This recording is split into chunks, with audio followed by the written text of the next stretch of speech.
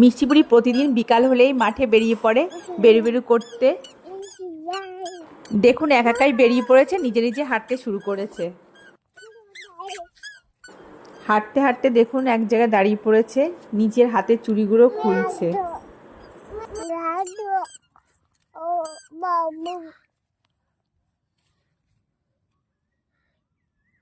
শেষমেশ নিজের হাতে সব চুড়িগুলোই খুলে ফেললো।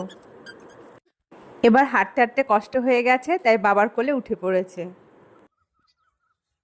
এমন সময় দাদা আবার সাইকেল চালিয়ে ওদিক থেকে আসছে। ছোট ছোট দাদা দিদিরা খেলা করছে, তাই মিষ্টি বুড়ি দেখতে এসছে।